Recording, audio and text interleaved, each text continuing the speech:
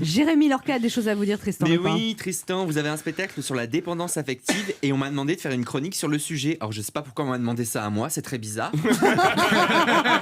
Moi qui déteste parler de ma vie privée à la radio et surtout que je suis pas du genre à rappeler mes ex, hein, non, je les fais suivre, c'est beaucoup mieux.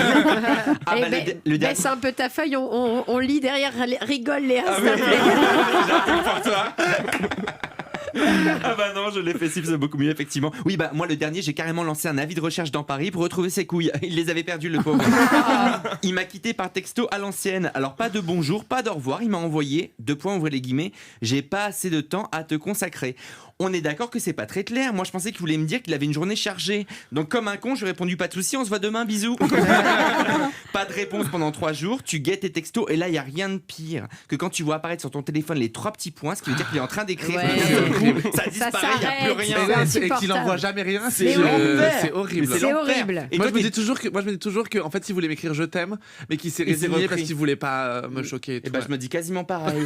Mais sauf que toi, t'es derrière, t'es hystérique, tu hurles, mais réponds, bordel. Et après, tu lui trouves des excuses. Non, mais peut-être qu'il est mort, il a encore de la batterie, c'est pour ça que mes messages arrivent, mais qu'il répond pas. En fait, t'essaies de te convaincre que c'est pas un connard, alors que c'est évident pour tout le monde. Et pourquoi tu fais ça? Parce que t'as peur d'être seul. Bon, j'avoue, je suis peut-être un peu dépendant affectif. Et pourtant, au début de la relation, j'avais dû répondre, tenez, c'était un chercheur en biologie cardiovasculaire. Bon, au départ, j'avais pas compris en quoi ça consistait. Je me suis dit, je sais pas ce qu'il cherche, mais il le cherche. Et ben, au début, quand on se voyait, il me demandait ce qu'il faut jamais demander à un auteur. Il me disait, alors qu'est-ce que t'as fait aujourd'hui? T'as écrit? Au bout de 3 jours, je lui dis, et toi, t'as trouvé? Il m'a plus posé la question. Par contre, j'avoue que j'ai un défaut dans les relations amoureuses. Je sais pas si Tristan, vous êtes comme moi, mais quand il y a quelque chose qui me gêne, j'ose pas le dire pour pas gâcher le moment.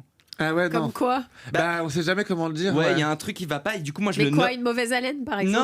Non, un truc qui t'a un peu vexé ou blessé, une parole maladroite. Moi, je veux pas gâcher le moment. Du coup, je le note dans un petit carnet virtuel dans ma tête.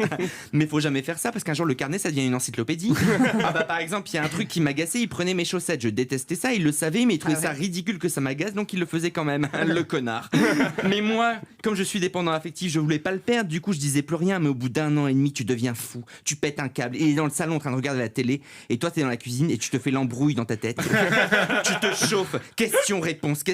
Ces réponses ne te vont pas du tout. Du coup, tu exploses. Tu te jettes sur lui, mais lui, le pauvre, il a pas eu le début de l'histoire. Et toi, tu hurles. T'as fait 12 ans d'études, bordel. Je fais du 41, tu fais du 47, ça ne rentrera jamais. Tu m'as bousillé 50 paires de chaussettes en 1 an. Ça fait un petit budget chez Uniqlo quand même, non? Et là, il y a rien de pire quand t'es énervé et que tu vois l'autre rester stoïque. Moi, il m'a répondu, rassure-moi, je soigne le cancer. On n'est pas en train de s'engueuler pour des chaussettes. Ah bah c'est sûr, t'as l'air d'un con, hein. Et c'est vrai qu'avec lui, j'avais souvent l'air d'un con. Il me rabaissait beaucoup, il me rendait un peu dingue. Un jour, on passe devant une boulangerie qui fermait et il me dit, oh là là, c'est trop bête. Elle avait l'air trop bonne cette tarte au citron. Le lendemain, je lui achète. Il me dit, mais pourquoi t'as acheté ça? Je déteste le citron. Bah c'est bizarre quand même, hein. Mais bon, en bon dépendant affectif que je suis, j'appelle une copine qui me conseille d'acheter Biba et de faire le test du pervers narcissique.